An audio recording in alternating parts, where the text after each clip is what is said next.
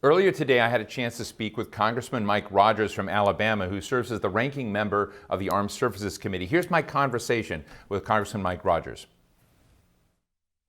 Congressman, so great to see you today. Thank you for joining us.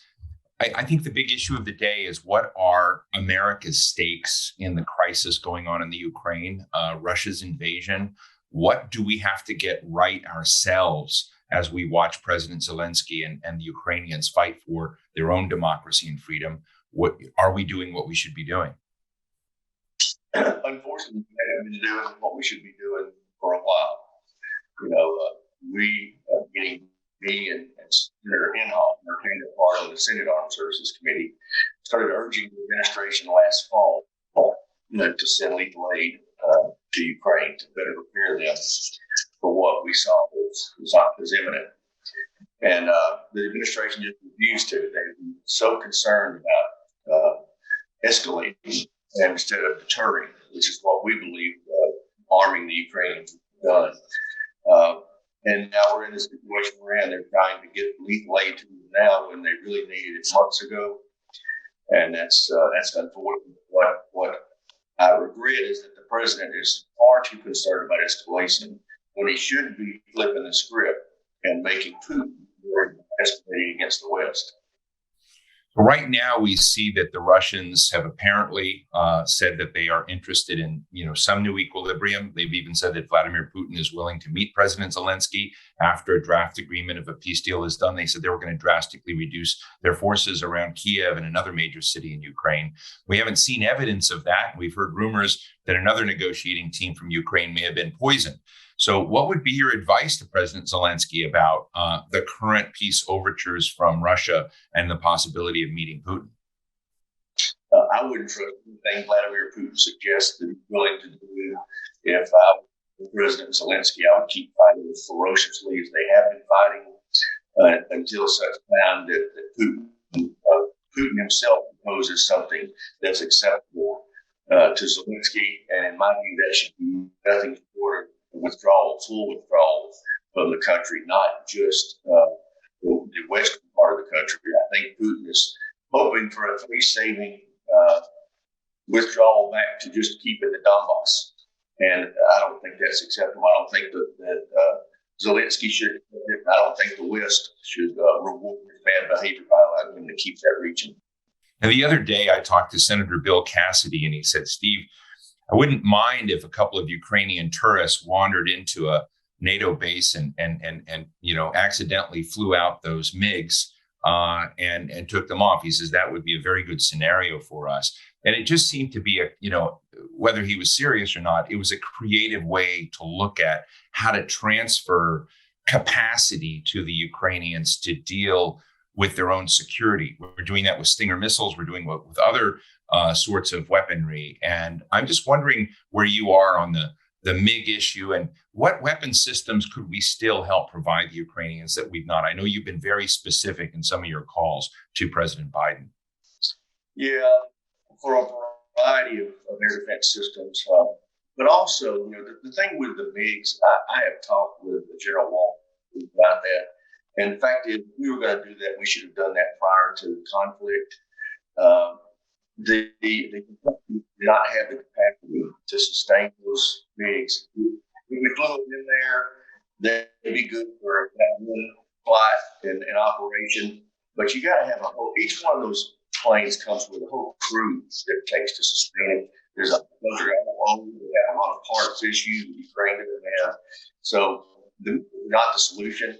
I know everybody seems to think that's a quick resolution, but it's really not. And that's not the platform. And that's coming from the UCOM commander. So I have to defer to his judgment on that. But there's a variety of things that we can give them to help them create their own no-fly zone. They won't have to have us to do it. But we just have to have the will, and the president so far has done it. We have, I think it's Slovakia that is the S-300 that they're willing to transfer immediately as long as we give them something to backfill. And the administration has been looking around for 2 weeks for something to backfill, and that's just not showing the kind of competence that you would expect from the United States military when there's a very capable air defense system we get to them 2 weeks ago. So it's just, I've been very disappointed in the way this administration's handled this, solely because they're worried about escalatory behavior. Now, we've just seen the president's budget come through, and there's a 4% increase in the Pentagon's budget allocation from the president's side of things. Do you think that that budget reflects the kind of national security and national defense priorities we ought to have in place? Is it missing key provisions that you think ought to be shifted? What's your view on the president's budget right now? Yeah, I'm very disappointed in the president's budget. The fact is we're living with almost 8% inflation, and that's today. It's going to get worse as this year goes forward. His budget is basically 4% increase, so it doesn't even keep up with inflation. Every dollar increase he had, and to his credit, he proposed a little bit of an increase. It's going to be consumed by inflation. It's not going to be able to allow us to do anything in the way of modernization, much less provide the kind of aid that we need to for Ukraine. So I expect to see the Congress come back like we did last year with a much more robust budget proposal. I think you've probably seen the letter that me and Senator Inhofe and all the Republicans sent to the administration calling for a 5% overinflation budget increase. And we think that will be a responsible budget that will help us not only meet our obligations in Ukraine, but continue to pivot our focus to China and trying to prepare for our modernization efforts that are so desperately needed. And no place more than in the triad.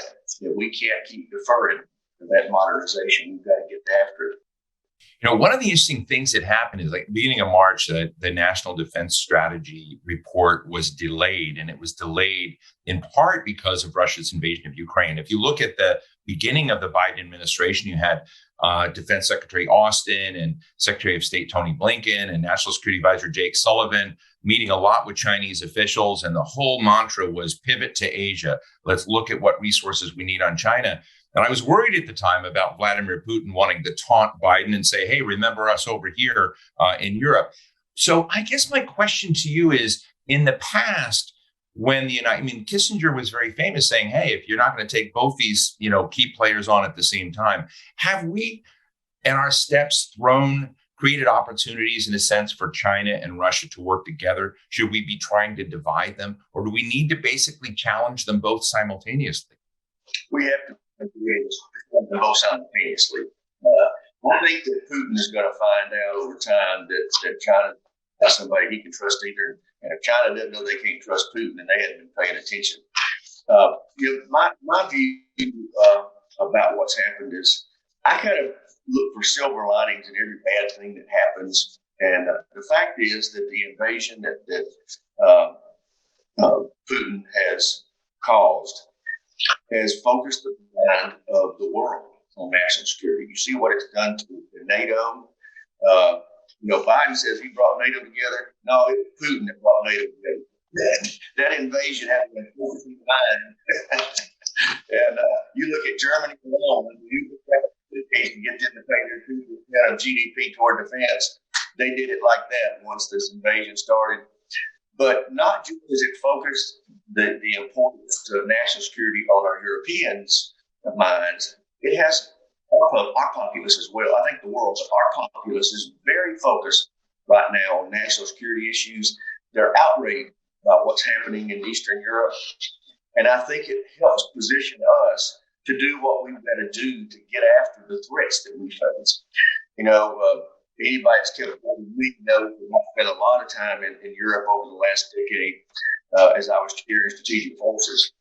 And I was always concerned during the Indo-Pacific that we were going to turn too much attention away from Eastern Europe. So I don't think that's a concern anymore. I think you're going to see us redistribute a lot of our manpower in Europe to the eastern flank with permanent basing in Poland and Romania and in the Baltics. And I think that's going to be good for our relationship with our NATO allies. I think it's going to be good to deter any future aggression from Putin. And it's going to be good for our long-term posture as we then simultaneously start this pivot to focus on China's global aggression. China's not just aggressive in the Pekong. This Belt and Road Initiative they got around the globe is positioning them for both economic and military global power. And we've got to acknowledge that and start to prepare to defend against it and to deter their aggressive behavior. I'm of the opinion that China thinks they can do to us what we did to the Soviet Union. You go back to Reagan's tenure, and he just started a significant defense buildup until we finally just broke the Soviets. They couldn't keep up. And that's what, in the beginning, brought down the Soviet Union. I think China thinks they can just spend us into oblivion, and I think they're going to be mistaken. I want to just conclude with something you've been working on for years. There's probably no member of Congress that's been more of an advocate for the Space Force than you. And I just want Americans that are listening to this right now to understand how the Space Force is going to fit into our security, where you see it's going, and what's it going to do? That's a great question. Most people don't understand that the Space Force is about satellites. It's not about sending Captain Kirk and people. It's about satellites. And what we think about the Space Force is those satellites are our eyes and ears, and sometimes our voices, our ability to communicate. And we have been heavily dependent on them in our daily lives. People don't realize it, that smartphone they got using a satellite, they're using the traffic signal they're using government satellites. GPS is the population. It's people get to use it, but it's not up there to help you find a restaurant. It's up there to guide missiles and position troops and a whole host of things that we need militarily. So I want people to understand that we have to be very agile and fast when it comes to the evolving technological advances in satellite technology. The Russians and the Chinese both understand that that's a game changer, being able to maneuver and fight in space. We've got to be very fast. And that's the whole reason we took space out of the Air Force, is so it could develop a whole culture of space dominance. And to do things faster, because unfortunately the Air Force, just like the Navy and the Army, they move at the pace when it comes to modernization and acquisition. And space can't be that way. So we're determined to keep the Space Force lean, relatively small, well-funded, so that we have the kind of robust capabilities in space that we're going to need, because it is a warfighting domain and it will become more and more important over time. Well, it's going to be fascinating to watch how it evolves, and I'm sure you're going to be very involved with that. Well, Congressman Mike Rogers from Alabama, ranking member of the Armed Services Committee, a big voice on many of the national security issues around the world today. Thank you so much for joining us.